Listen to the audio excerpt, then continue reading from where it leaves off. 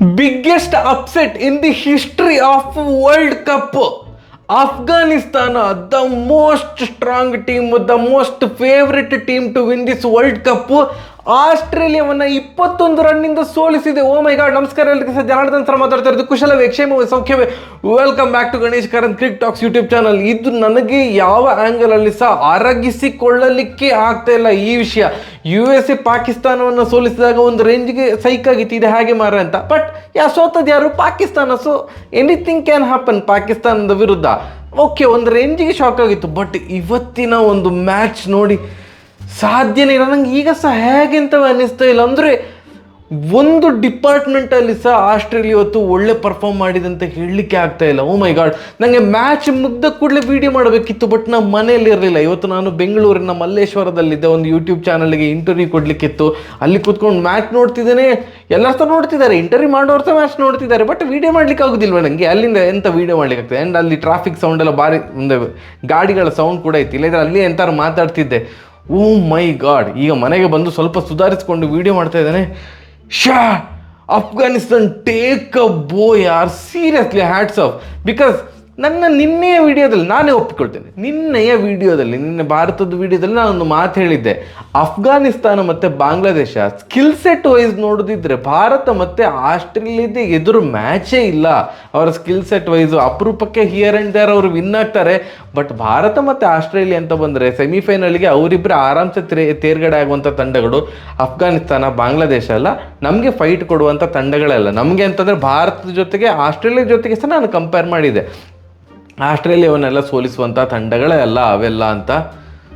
ಎಂತ ನನ್ನ ಮಾತು ಈ ಒಂದು 12 ಗಂಟೆ ಒಳಗಡೆ ಈ ರೇಂಜ್ಗೆ ಉಲ್ಟಾ ಪಲ್ಟ ಆಗ್ತದೆ ಅಂತ ನಾನು ಕನಸು ಮನಸ್ಸಲ್ಲಿ ಸಹ ಅಂದ್ಕೊಂಡಿರಲಿಲ್ಲ.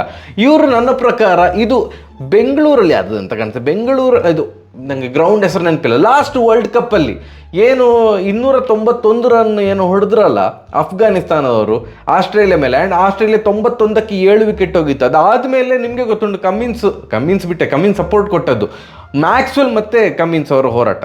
ಮ್ಯಾಕ್ಸ್ವೆಲ್ ಅವರ ಒನ್ ಮ್ಯಾನ್ ಶೋ ಇಂದ ಮ್ಯಾಚ್ ಕಂಪ್ಲೀಟ್ ಟರ್ನ್ ಆಗಿ ಆಸ್ಟ್ರೇಲಿಯಾ ಗೆದ್ರಲ್ಲ, ಇದಕ್ಕಿಂತ ಸಹ ಬಿಗ್ಗೆಸ್ಟ್ ರಿವೆಂಜ್ ಇಲ್ಲ ಅಂತ ಅಂದ್ಕೊಳ್ತೇನೆ. ಎಂಥ ಆಟ ಮಾರ, ಸೂಪರ್ ಅಂದ್ರೆ ಸೂಪರ್. ಇದನ್ನು ನಮಗೆ ಪದಗಳಲ್ಲಿ ವರ್ಣಿಸ್ಲಿಕ್ಕೆ ಆಗೋದು. ಯಾಕಂದರೆ ನಾನು ಎಕ್ಸ್ಪೆಕ್ಟ್ ಸಹ ಮಾಡಿರಲಿಲ್ಲ. ಫಸ್ಟ್ ಇನ್ನಿಂಗ್ಸ್ ಆದಮೇಲೆ ಎಕ್ಸ್ಪೆಕ್ಟ್ ಮಾಡಿರಲಿಲ್ಲ ದ್ಯಾಟ್ ಆಸ್ಟ್ರೇಲಿಯಾ 21 ರನ್ನಿಂದ ಸೋಲ್ತಾರೆ ಅಂತ. ಫಸ್ಟ್ ಬ್ಯಾಟಿಂಗ್ ಮಾಡಿದಂತಹ ಅಫ್ಘಾನಿಸ್ತಾನ ಹೊಡೆದದ್ದು 148ಕ್ಕೆ 6. ಮ್ಯಾಚ್ ನೋಡದಿದ್ದವರಿಗೆ ಇದೊಂದು ಸ್ಕೋರ ಮಾರೆ ಅಂತ ಅನ್ನಿಸ್ಬೋದು. ಬಟ್ ಅವರ ಮತ್ತೊಮ್ಮೆ ಈ ಒಂದು ವರ್ಲ್ಡ್ ಕಪ್ಪಲ್ಲಿ 3ನೇ ಬಾರಿಗೆ ಅವರ ಓಪನರ್ಸ್ 100ಕ್ಕಿಂತ ಜಾಸ್ತಿ ಪಾರ್ಟ್ನರ್ಶಿಪ್ 15 ಓವರ್ ಆಡಿದ್ರಂತ ಕಾಣ್ತದೆ. 15.5 ಆಲ್ಮೋಸ್ಟ್ 16 ಓವರ್ಸ್ ಇಬ್ಬರು ಸೇರಿಕೊಂಡು ಆಡಿದರು. 100ಕ್ಕಿಂತ ಹೆಚ್ಚು ಇದು ರನ್ ಕಲೆ ಹಾಕಿದ್ರು ಮಾರ ಇವರಿಬ್ಬರು ಸೇರಿಕೊಂಡು. ಜದ್ರಾನ್ ಮತ್ತು ಗುರ್ಬಾ ಸೇರಿಕೊಂಡು ಏನು ಚಂದ ಮಾಡಿ ಆಡಿದರು. It was a slow pitch. ಒಂದು 150-160 ಹೊಡೆದ್ರೆ ಅದೊಂದು ದೊಡ್ಡ ವಿಷಯ ಅಂತ ಆಗಿತ್ತು. 148 ಹೊಡೆದ್ರು. ಬಟ್ ಇವರು 16 ಓವರಿಗೆ 118 ರನ್ ಕಲೆ ಹಾಕಿದರು. ಇವರಿಬ್ಬರು ಸೇರಿಕೊಂಡು 118 ಕಲೆ ಹಾಕಿದಾಗ ಲಾಸ್ಟ್ 4 ಓವರಲ್ಲಿ 40-50 ರನ್ ಹೊಡಿತಾರೆ. 10 ವಿಕೆಟ್ ಕೈಯಲ್ಲಿ ಉಂಟಲ್ಲ ಹಾಗೀಗೆ ಅಂತ ಅಂದ್ಕೊಂಡದ್ದು. ಬಟ್ ಅಲ್ಲಿ ಸಡನ್ನಾಗಿ ಕೊಲ್ಯಾಪ್ಸ್ ಆಗಲಿಕ್ಕೆ ಸ್ಟಾರ್ಟ್ ಆಯಿತು. ಕೊಲ್ಯಾಪ್ಸ್ ಜೊತೆಗೆ ಹ್ಯಾಟ್ರಿಕ್. ಕಮ್ಮಿನ್ಸ್ ಅವರು ಸತತ 2ನೇ ಬಾರಿಗೆ, ಅಂದರೆ ಸತತ 2 ಮ್ಯಾಚಲ್ಲಿ 2ನೇ ಬಾರಿಗೆ ಹ್ಯಾಟ್ರಿಕ್ ಪಡೆದರು. ಲಾಸ್ಟ್ ಮ್ಯಾಚಲ್ಲಿ ಸಹ ಹ್ಯಾಟ್ರಿಕ್ ಪಡೆದಿದ್ರು ಬಾಂಗ್ಲಾದೇಶದ ಮೇಲೆ. ಆ್ಯಂಡ್ ಇವತ್ತು ಅಫ್ಘಾನಿಸ್ತಾನ ಮೇಲೆ ಮತ್ತೆ ಪುನಃ ಕಮ್ಮಿನ್ಸ್ ಅವರು ಹ್ಯಾಟ್ರಿಕ್ ಪಡೆದರು. ಇದು ವಿಶಿಷ್ಟ ದಾಖಲೆ. ಈ ಥರದ ದಾಖಲೆ ಪುನಃ ಆಗಲಿಕ್ಕೆ ಸಾಧ್ಯವೇ ಇಲ್ಲ. ಹ್ಯಾಟ್ರಿಕ್ ತಗೊಳ್ಳೋದೇ ಒಂದು ವಿಶಿಷ್ಟ ದಾಖಲೆ. ಅದರಲ್ಲಿ ಸತತ 2 ಮ್ಯಾಚಲ್ಲಿ 2 ಹ್ಯಾಟ್ರಿಕ್ ಅನ್ನೋದು ಇದು ವಿಶಿಷ್ಟದಲ್ಲೇ ವಿಶಿಷ್ಟ. ಅದು ಯಾರು ಸಹ ಈ ರೆಕಾರ್ಡ್ ಬ್ರೇಕ್ ಮಾಡ್ಲಿಕ್ಕೆ ಆಗುದಿಲ್ಲ ಅಂತ ಕಾಣ್ತದೆ. But what is the use? Hat trick ತಗೊಂಡು ಸಹ ಇವರ ತಂಡ ಸೋತಿತ್ತಲ್ಲ ಆಸ್ಟ್ರೇಲಿಯಾ.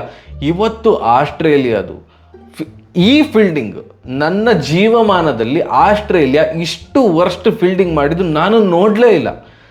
ಎಷ್ಟು ಮಿಸ್ಫೀಲ್ಡು, ಎಷ್ಟು catch drop, stump out drop, run out miss ಆಗ್ತಾ ಇತ್ತು. ಓ ಓ ಮೈ ಗಾಡ್, ಇದು ಯಾವ ಆ್ಯಂಗಲ್ ಆಸ್ಟ್ರೇಲಿಯಾ ಟೀಮ್ ಅಂತ ಅನ್ನಿಸ್ತಿರಲಿಲ್ಲ. Maybe they were so over confident. Afghanistan ನಮಗೆ ತಂಡನೇ ಅಲ್ಲ ಅಂತ ಅಂದ್ಕೊಂಡ್ರೆ ಏನೋ ಕೆಲವೊಂದ್ಸಲ ಹಾಗೆ ಅನ್ನಿಸ್ತದಲ್ಲ ಅವರಿಗೆ ಸಹ. ನಾವು ಸ್ವಲ್ಪ ಈಸಿ ಗ್ರೂಪಲ್ಲಿ ಇದ್ದೇವೆ ಮಾರೆ, ಭಾರತ ಮತ್ತೆ ನಾವು ಸೆಮಿಫೈನಲ್ಗೆ ಹೋಗ್ತೇವೆ, ಅಫ್ಘಾನಿಸ್ತಾನ ಬಾಂಗ್ಲಾದೇಶ ಎಲ್ಲ ಟೀಮೇ ಅಲ್ಲ ಅಂತ ಹಾಗೆ ಅಂದ್ಕೊಂಡ್ರೆ ಏನಂತ ಗೊತ್ತಿಲ್ಲ.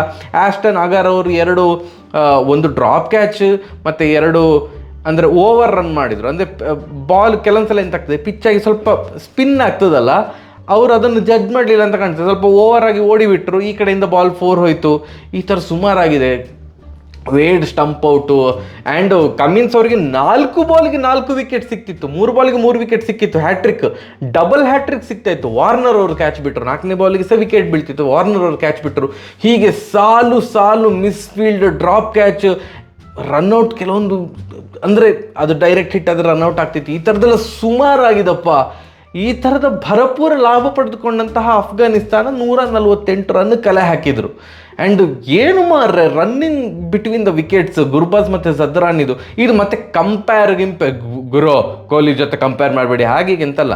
ನನಗೆ ಅವರ running between the wickets Australia ಮೇಲೆ ಭಾರತ, ಕೊಹ್ಲಿ ಮತ್ತು ಧೋನಿ ಅವರು ಸೇರಿಕೊಂಡು ಲಾಸ್ಟ್ 3 ಓವರಿಗೆ 48 ರನ್ ಏನೋ ಬೇಕಿತ್ತು. ಆಗ ಕೊಹ್ಲಿ ಭಯಂಕರ ಆಟ ಆಡಿದರು. And running between the wickets super ಆಗಿತ್ತು ಧೋನಿ ಅವರ ಜೊತೆಗೆ. ಆ ರೇಂಜಿನ ರನ್ನಿಂಗ್ ಬಿಟ್ವೀನ್ ದ ವಿಕೆಟ್ಸ್ ಅನ್ನಿಸ್ತಾ ಇತ್ತು ಗುರ್ಬಾಜ್ ಮತ್ತು ಜದ್ರಾನ್. ಅಂದರೆ ಈಸಿ 1 ರನ್ ಅಂತ ಅಂದುಕೊಳ್ಳುವಲ್ಲಿ ಅದನ್ನು 2 ಆಗಿ ಕನ್ವರ್ಟ್ ಮಾಡ್ತಾಯಿದ್ರು. ಎಂಥ ಜಿದ್ದಿಗೆ ಬಿದ್ದವ್ರ ಥರ ರೇಸಿಂಗ್. ಈಗ ಒಲಿಂಪಿಕ್ಸ್ ರೇಸ್ ಆ ಥರ ರೇಸ್ ಇರ್ತದಲ್ಲ, 100 ಮೀಟರ್ ರೇಸು ಟಕ ಅಂತ ಓಡ್ತಾಯಿದ್ರು. ಅಂದರೆ ಆ ಸ್ಲೋ ಪಿಚ್ಚಲ್ಲಿ ಅವರಿಗೆ ಆ ಥರ ರನ್ನಿಂಗ್ ಬಿಟ್ವೀನ್ ದ ವಿಕೆಟ್ಸೇ ಇಂಪಾರ್ಟೆಂಟ್ ಆಗ್ತಿತ್ತು. 6 ಮತ್ತು 4 ಹೊಡಲಿಕ್ಕೆ ಸ್ವಲ್ಪ ಕಷ್ಟ ಆಗ್ತಿತ್ತು, ಟೈಮ್ ಮಾಡಲಿಕ್ಕೆ ಕಷ್ಟ ಆಗ್ತಿತ್ತು. ಆವಾಗ ಏನು ಮಾಡ್ತಿದ್ದು, 30 ಯಾರ್ಡ್ ಸರ್ಕಲ್ ಹೊರಗಡೆ ಹೊಡಿತಾ ಇದ್ರು, ಬಟ್ ಟೈಮ್ ಮಾಡ್ತಾ ಇರಲಿಲ್ಲ. ಅಲ್ಲಿ ಹೀಗೆ ಒಂದು ಜಸ್ಟ್ ಬಾಲ್ ಟಚ್ ಮಾಡಿ ಫಿಲ್ಟರ್ ಬರುವಾಗ 2 ರನ್ ಓಡಿ ಆಗಿರ್ತಿತ್ತು. ಈ ಥರ ಅಮೇಝಿಂಗ್. ಫಸ್ಟ್ ಜದ್ರಾನ್ ಗುರ್ಬಾಜ್ ಸೂಪರಾಗಿ ಆಡಿದರು. ಮತ್ತೆ ಬಿಡಿ, ಅದು ಸಂಪಾ ವಿಕೆಟ್ ತೆಗೆದ್ರು, ಕಮಿನ್ಸ್ ಅವರು ವಿಕೆಟ್ ತೆಗೆದ್ರು. ಈ ಥರ 6 ವಿಕೆಟ್ ನಷ್ಟಕ್ಕೆ 148 ರನ್ ಕಲೆ ಹಾಕಿದರು ಅಫ್ಘಾನಿಸ್ತಾನದವರು. ಓಕೆ, ಆಸ್ಟ್ರೇಲಿಯಾದ ಒಂದು ಬ್ಯಾಟಿಂಗ್ ತಾಕತ್ತಿಗೆ ಇದೊಂದು ಸ್ಕೋರೇ ಅಲ್ಲ ಅಂತ ನನಗೆ ಒಂಥರ ಭಯಂಕರ ಅಹಂಕಾರ. ಆಸ್ಟ್ರೇಲಿಯಾದ ಮೇಲೆ ಬ್ಲೈಂಡ್ ಬಿಲೀಫ್. ಆ್ಯಂಡ್ ಅಫ್ಘಾನಿಸ್ತಾನ ಹೊಡೆದು ಬಿಸಾಕ್ತಾರೆ ಮಾರಿ ಈಗ ಅಂತ ಅಂದ್ಕೊಳೋದು. ಉಲ್ಟಾ ಅಫ್ಘಾನಿಸ್ತಾನ ಇವತ್ತು ಹೊಡೆದು ಬಿಸಾಕಿದ್ರು ಆಸ್ಟ್ರೇಲಿಯಾವನ್ನು. ಆ್ಯಂಡ್ ಈ ಒಂದು ಸೋಲಿನಿಂದಾಗಿ ಆಸ್ಟ್ರೇಲಿಯಾ ಇವಾಗ ಭಾರತದ ಮೇಲೆ ವಿನ್ ಆಗಲೇಬೇಕು. ನಾಳೆ ಏನು ಮ್ಯಾಚ್ ಇದೆ ನಮ್ಮ ಗ್ರೂಪ್ ಹಂತದ ಭಾರತದ ಕೊನೆಯ, ಅಂದರೆ ಆಸ್ಟ್ರೇಲಿಯಾದ ಸಹ ಕೊನೆಯ ಪಂದ್ಯ ಸೂಪರ್ 8 ಇದರಲ್ಲಿ ಆಸ್ಟ್ರೇಲಿಯಾ ವಿನ್ ಆಗಲೇಬೇಕು. ಅಪ್ಪಿ ಆಸ್ಟ್ರೇಲಿಯಾ ಸೋತು ಅಫ್ಘಾನಿಸ್ತಾನ್ ವರ್ಸಸ್ ಬಾಂಗ್ಲಾದೇಶದ ಮ್ಯಾಚಲ್ಲಿ ಅಫ್ಘಾನಿಸ್ತಾನ್ ವಿನ್ ಆದರೆ ಅಫ್ಘಾನಿಸ್ತಾನ ಸೆಮಿಫೈನಲ್ಗೆ ಬರ್ತದೆ ಆ್ಯಂಡ್ ಆಸ್ಟ್ರೇಲಿಯಾ ನಾಕ್ಔಟ್ ಆಗ್ತದೆ. ಭಾರತ ಆಸ್ಟ್ರೇಲಿಯಾವನ್ನು ಸೋಲಿಸಲಿ, ಭಾರತ ಆಸ್ಟ್ರೇಲಿಯಾವನ್ನು ಕಿತ್ತೊಗಿಲಿ ಅಂತ ನಾನು ಆಶಿಸ್ತೇನೆ. ಯಾಕಂತಂದರೆ ನಾಕ್ಔಟ್ ಹಂತಕ್ಕೆಲ್ಲ ಬಂದರೆ, ಸೆಮಿಫೈನಲಿಗೆಲ್ಲ ಬಂದರೆ ಆಸ್ಟ್ರೇಲಿಯಾ ಡೇಂಜರ್ ಟೀಮ್ ಬೇರೆ ಯಾವ್ದು ಸಹ ಇಲ್ಲ. ಅವರು ಬರುವುದೇ ಬೇಡ ಮಾರೆ, ಅವರು ಸೆಮಿಫೈನಲಿಗೆಲ್ಲ ಬರುವುದೇ ಬೇಡ ಅನ್ನೋದು ನಮ್ಮ ಒಂದು ಆಶಯ. ಆಸ್ಟ್ರೇಲಿಯಾಗೆ ಭಾರತ ಸೋಲು ಉಣಿಸಲಿ ಆ್ಯಂಡ್ ಬಾಂಗ್ಲಾದೇಶದ ಮೇಲೆ ಅಫ್ಘಾನಿಸ್ತಾನ್ ವಿನ್ನಾಗಿ ಅಫ್ಘಾನಿಸ್ತಾನ್ ಸೆಮಿಫೈನಲಿಗೆ ಬರಲಿ. ಯಾಕಂತಂದರೆ ನಾನು ಅಫ್ಘಾನಿಸ್ತಾನ ಗ್ರೂಪ್ ಹಂತದಲ್ಲಿ ಏನು ನ್ಯೂಜಿಲೆಂಡನ್ನು 75ಕ್ಕೆ ಆಲ್ಔಟ್ ಮಾಡಿ ನ್ಯೂಜಿಲೆಂಡನ್ನು ಸೋಲಿಸಿತ್ತು, ಆಗ ಅಷ್ಟು ಸೀರಿಯಸ್ ಆಗಿ ನಾನು ಅದನ್ನು ಪರಿಗಣಿಸಿರಲಿಲ್ಲ. ಯಾಕೆಂತಂದರೆ ನ್ಯೂಜಿಲೆಂಡ್ ಟೀಮ್ ಎಲ್ಲರೂ ಸಹ IPL ಆಡೋದ್ರಲ್ಲಿ ಬ್ಯುಸಿ ಇದ್ದರು. ಆ್ಯಂಡ್ ಅವರು ಪಾಕಿಸ್ತಾನದ ಟೂರಿಗೆ ಅವರ B ಅಥವಾ C ತಂಡವನ್ನು ಕಳಿಸಿದರು. ಅಂದ ಮಾತ್ರಕ್ಕೆ ಅವರು IPL ಆಡ್ತಾ ಇದ್ರ ಇಲ್ಲ, ಅವರಿಗೆ ಈಗ ನೋಡಿ ನ್ಯೂಜಿಲೆಂಡ್ ತಂಡದಲ್ಲಿ ಯಾರ್ಯಾರೆಲ್ಲ ಇದ್ರಲ್ಲ ಈ T20 ವರ್ಲ್ಡ್ ಕಪ್ಪಲ್ಲಿ, ಅದರಲ್ಲಿ ಅರ್ಧಕ್ಕಿಂತ ಜಾಸ್ತಿ ಜನರಿಗೆ IPL ಸಹ ಚಾನ್ಸ್ ಸಿಗಲಿಲ್ಲ. ಸ್ಯಾಂಟ್ನರ್ ಜಾಸ್ತಿ ಟೈಮು ಬೆಂಚಲ್ಲೇ ಕೂತಿದ್ರು, ಡ್ಯಾರೆಲ್ ಮಿಚೆಲ್ಗೆ ಚಾನ್ಸ್ ಕೊಟ್ಟಿದ್ರು ಸಹ ಅಂತ ಹೇಳಿಕೊಳ್ಳುವಂಥ ಫಾರ್ಮಲ್ಲಿ ಇರಲಿಲ್ಲ. CSKಗೆ ಆಡಿದಾಗ ಕೇನ್ ವಿಲಿಯಮ್ಸನ್ಗೆ ಚಾನ್ಸ್ ಸಿಗಲಿಲ್ಲ, ಫಿನ್ ಆ್ಯಲನ್ಗೆ ಚಾನ್ಸ್ ಸಿಗಲಿಲ್ಲ, ನಿಶಮ್ ಅನ್ಸೋಲ್ಡ್ ಆಗಿದ್ರು ಅಂತ ಕಾಣ್ತದೆ, ಗೊತ್ತಿಲ್ಲ ನನಗೆ.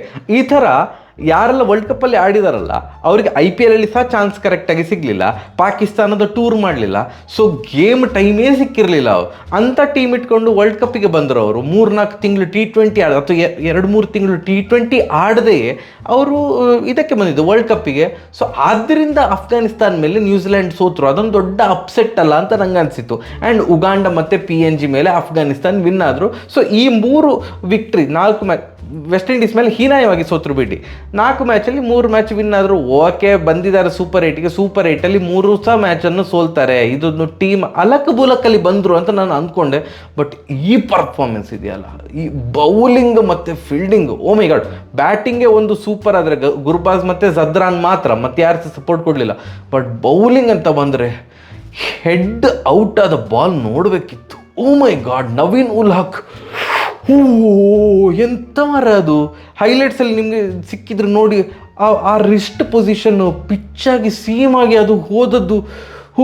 ಈ ಫೈನಲಲ್ಲಿ ಸ್ಟಾರ್ಕ್ ಬೋಲ್ಡ್ ಮಾಡಿದ್ರಲ್ಲ, ಅಭಿಷೇಕ್ ಶರ್ಮಾ ಅವ್ರನ್ನ ಬೋಲ್ಡ್ ಮಾಡಿದ್ರಲ್ಲ IPL ಅಲ್ಲಿ, ನನಗೆ ಅದರಷ್ಟೇ ವಾವ್ ಅಂತ ಅನಿಸಿತ್ತು. ಹೆಡ್ ಡಕ್ಔಟ್, ಸೂಪರ್ ಅಂದರೆ ಸೂಪರ್ ಬಾಲು. ಫಸ್ಟ್ ಓವರಲ್ಲೇ ನವೀನ್ ಉಲ್ ಹಕ್ ಅವರು ಬೋಲ್ಡ್ ಮಾಡಿ ಹಾಕಿದರು. ಅದಾದಮೇಲೆ ಮಾರ್ಷ್ ಅವರು ಬಾಲ್ ಬರುವ ಮುಂಚೆ ಬ್ಯಾಟ್ ಸ್ವಿಂಗ್ ಮಾಡ್ತಿದ್ರು. ಅದನ್ನು ಅರಿತುಕೊಂಡಂತಹ ನವೀನ್ ಉಲ್ ಹಕ್ ಅವರು ಸ್ಲೋ ಬಾಲ್ ಹಾಕಿದರು. ಆಲ್ರೆಡಿ ಬ್ಯಾಟ್ ಬೀಸಾಗಿತ್ತು, ಬಾಲ್ ಮೇಲೆ ಹೋಗಿ catch. Again first 2 wicket Naveen ul Haq ಅವರು ಪಡೆದುಕೊಂಡ್ರು. ಆ್ಯಂಡ್ ಒಂದು ಪ್ಲೇಯರ್ ಬಗ್ಗೆ ನಾವು ಮಾತಾಡಲೇಬೇಕು, ಗುಲ್ಬದೀನ್. ಅವ್ರ ಹೆಸರು ಗುಲ್ಬದೀನ್ ಅಂತ ಅಂದ್ಕೊಂಡಿದ್ದೀನಿ. ಗುಲ್ಬದೀನ್, ಕರೆಕ್ಟ್, ಗುಲ್ಬದೀನ್ ನೈಬ್. ಅವರು ಸ್ಟಾರ್ಟಿಂಗ್ ನನಗೆ ನೆನಪಿದ್ದಾಗೆ ಸ್ಟಾರ್ಟಿಂಗಲ್ಲೆಲ್ಲ he was a main bowler. ಅವರು ಅಫ್ಘಾನಿಸ್ತಾನ್ ತಂಡದ ಮೇನ್ ಬೌಲರ್ ಆಗಿದ್ರು, ಫಾಸ್ಟ್ ಬೌಲರ್ ಆಗಿದ್ದರು. ಕೊನೆಗೆ ಎಂತ ಇತ್ತು, ಅಫ್ಘಾನಿಸ್ತಾನ ಅವರನ್ನು ಬ್ಯಾಟ್ಸ್ಮನ್ ಆಗಿ ಪ್ರಮೋಟ್ ಮಾಡಲಿಕ್ಕೆ ಸ್ಟಾರ್ಟ್ ಮಾಡಿದರು. ಅಂದರೆ ಒಂದು ಸ್ವಲ್ಪ ಇವನಿಗೆ ಬ್ಯಾಟಿಂಗ್ ಅಬಿಲಿಟಿ ಉಂಟು, ಸ್ವಲ್ಪ ಮಿಡ್ಲ್ ಆರ್ಡ್ರಲ್ಲಿ ಆಡಲಿ, ಮಿಡ್ಲ್ ಆರ್ಡ್ರಿಂದ ಹಾಗೆ ಸ್ವಲ್ಪ ಮೇಲೆ ಹೋಗ್ತಾ ಹೋದರು. ಕೊನೆಗೆ ಎಂತ ಇತ್ತಂದರೆ, ಈ ವರ್ಲ್ಡ್ ಕಪ್ಪಲ್ಲಿ ಗುಲ್ಬದೀನ್ ನೈಬ್ಗೆ ಜಾಸ್ತಿ ಓವರ್ ಕೊಡಲಿಲ್ಲ. ಕೆಲವೊಂದು ಮ್ಯಾಚಲ್ಲಿ ಓವರೇ ಕೊಡ್ತಾ ಇರಲಿಲ್ಲ. ಅವರನ್ನು ಬೌಲರ್ ಅಂತ ಟ್ರೀಟೇ ಮಾಡ್ತಾ ಇರಲಿಲ್ಲ, ಅವರನ್ನು ಸ್ವಲ್ಪ ಬ್ಯಾಟ್ಸ್ಮನ್ ಅಂತವೇ ಟ್ರೀಟ್ ಮಾಡ್ತಾ ಇದ್ರು. ನನ್ನ ಪ್ರಕಾರ ಗುಲ್ಬದೀನ್ ನೈಬ್ ಅವರು ಅಫ್ಘಾನಿಸ್ತಾನ ತಂಡದ the most underrated allrounder, under utilised allrounder. ಮ್ಯಾಚಿಗೆ ಪ್ರತಿ ಮ್ಯಾಚಿಗೆ ಫೀಲ್ಡಿಂಗ್ ಆಗಿರ್ಬೋದು, ಬೌಲಿಂಗ್ ಆಗಿರ್ಬೋದು, ಬ್ಯಾಟಿಂಗ್ ಸಿಕ್ಕಾಗ ಅವಕಾಶದಲ್ಲಿ 100% ಕೊಟ್ಟಿದ್ದಾರೆ. ಎಂಥ ಮಸಲ್ ಮಾರೆ, ಅವರೊಂದು ವಿಕೆಟ್ ತೆಗೆದು ಕೂಡಲೇ ಹೀಗೆ ಮಾಡ್ತಾರೆ. ದೇವರ್ರೆ, ಅಬ್ಬಾ ಇಡೀ ದಿನ ಜಿಮ್ಮಲ್ಲೇ ಬಿತ್ಕೊಂಡಿರ್ತಾರ ಅಂತ. ಇವತ್ತು ಏನು ಬೌಲಿಂಗ್ ಮಾರೆ ಗುಲ್ಬದೀನ್ ನೈಬ್ದು. 20 ರನ್ಗೆ 4 ವಿಕೆಟ್, ಎಲ್ಲ ಸಹ ಕೀ ವಿಕೆಟ್ ತೆಗೆದದ್ದು. ಕಮ್ಮಿನ್ಸ್ ಹ್ಯಾಟ್ರಿಕ್ ತೆಗೆದಾಗ ಆ ಹ್ಯಾಟ್ರಿಕ್ ಬಾಲ್ ಔಟ್ ಆದದ್ದು ನೈಬ್ ಅವರು. ಸಡನ್ನಾಗಿ ಸ್ಲೋ ಬಾಲ್ ಹಾಕಿದ್ರು ಕಮ್ಮಿನ್ಸ್ ಅವರು. ನೈಬ್ ಎಕ್ಸ್ಪೆಕ್ಟ್ ಮಾಡಿರಲಿಲ್ಲ ಅವರ ಫಸ್ಟ್ ಬಾಲಿಗೆ ಇಷ್ಟು ಸ್ಲೋ ಬಾಲ್ ಹಾಕ್ತಾರೆ ಅಂತ. ಆ್ಯಂಡ್ ಅದು ಡೆತ್ ಓವರ್ ಆಗಿತ್ತು, ಬ್ಯಾಟ್ ಬೀಸಿದ್ರು, ಔಟ್ ಆದರು.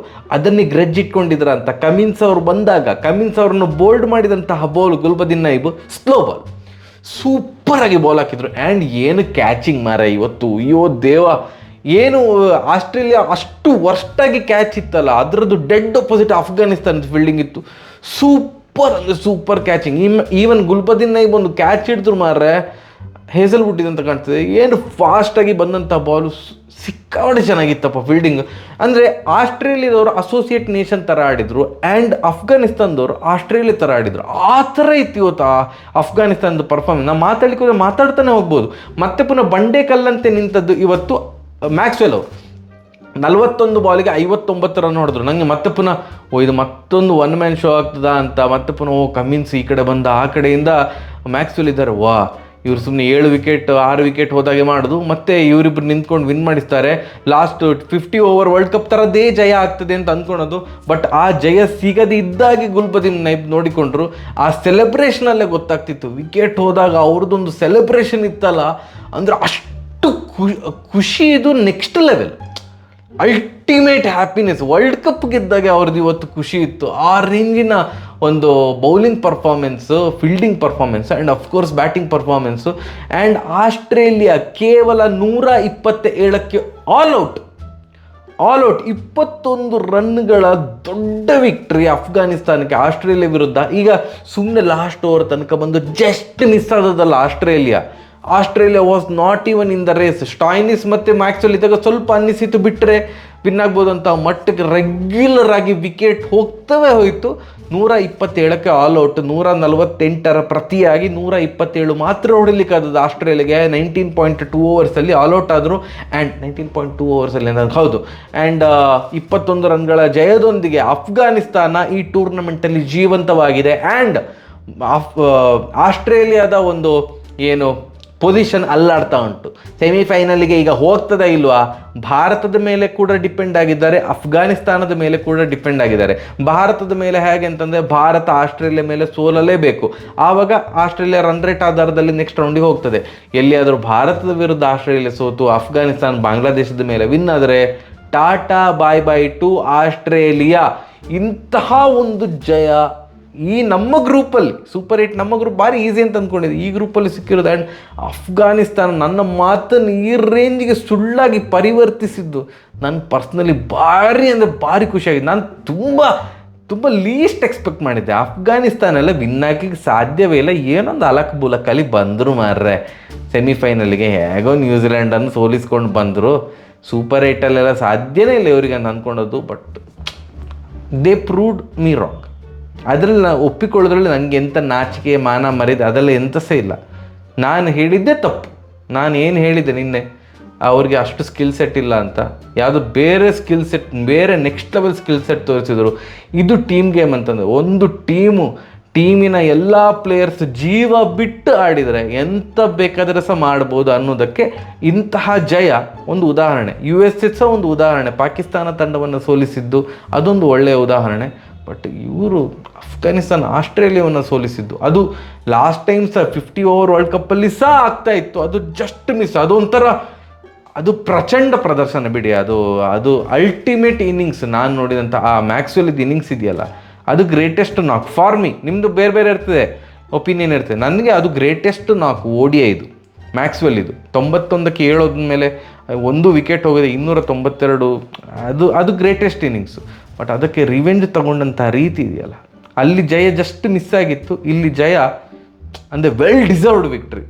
Super man of the match ಒಂದು 3-4 ಜನಕ್ಕೆ ಕೊಡಬೇಕಿತ್ತು. ಅಫ್ಕೋರ್ಸ್ ಗುಲ್ಬದೀನ್ ನೈಬ್ ಅವರು 4 ವಿಕೆಟ್ ತೆಗೆದ್ರು. ಇವರಿಗೆ ಸಹ ಗುರ್ಬಾಜ್ ಮತ್ತು ಜದ್ರಾನಿಗೆ ಸಹ ಕರೆದು ಒಂದು ವಿಶೇಷ ಅವಾರ್ಡ್ ಕೊಡಬೇಕಿತ್ತು. ಬೇರೆ ಯಾರು ಆಡಲಿಲ್ಲ. ಇವರು ಫಸ್ಟ್ ವಿಕೆಟಿಗೆ 118 ರನ್ ಕಲೆ ಹಾಕಿದ್ದು ಅದು ಸಾಮಾನ್ಯದ ಮಾತೇ ಅಲ್ಲ. ಅಫ್ಕೋರ್ಸ್ ಬ್ಯಾಡ್ ಫೀಲ್ಡಿಂಗ್, ಅಲ್ಲಿ ಕ್ಯಾಚ್ ಬಿಟ್ಟು ಅದೆಲ್ಲ ಉಂಟು, ಅದು ಬಿಟ್ಟಾಕಿ 118 ಕಲೆ ಹಾಕಿದ್ರಲ್ಲ, ಅದು ಅವರಿಗೆ ಸಹ ಸೇರಿ 3 ಜನಕ್ಕೆ ಸೇರಿ ಒಂದು ಮ್ಯಾನ್ ಆಫ್ ದ ಮ್ಯಾಚ್ ಅಂತ ಕೊಡಬೇಕಿತ್ತು, ಮೆನ್ ಆಫ್ ದ ಮ್ಯಾಚ್ ಅಂತ. ಸೂಪರ್ಪ, ತುಂಬ ಅಂದರೆ ತುಂಬ ಖುಷಿ. ಇಲ್ಲ ಇದ್ರೆ ನಾನು ಇಂಡಿಯಾ ಮ್ಯಾಚ್ ಬಿಟ್ಟು ಬೇರೆಯವರ ಮ್ಯಾಚಿಗೆಲ್ಲ ಇಷ್ಟು ಹೊತ್ತೆಲ್ಲ ಮಾತಾಡೋದಿಲ್ಲ. 16 ನಿಮಿಷ ಮಾತಾಡಿದೆ ಅಂತಂದರೆ ಈ ಮ್ಯಾಚಲ್ಲಿ ಏನೋ ಒಂದಿತ್ತು, ಈ ಜಯದ ಹಿಂದೆ ಒಂದು ಅಷ್ಟು ಮಾತನಾಡುವ ನೆಸೆಸಿಟಿ ಇತ್ತು ಅಂತ ಕಾಣ್ತದೆ. ನನ್ನ ಮಾತನ್ನು ನೀವು ಸಹ ಒಪ್ಪಿಕೊಳ್ತೀರಿ ಅಂತ ಕಾಣ್ತದೆ. ಈ ವಿಡಿಯೋನ ಹಂಚಿ ಹರಡಿ ಚಾನಲ್ಗೆ ಸಬ್ಸ್ಕ್ರೈಬ್ ಆಗಿ. ಸರಿಯಾಗಿ ಬರುವ ನಮಸ್ಕಾರ.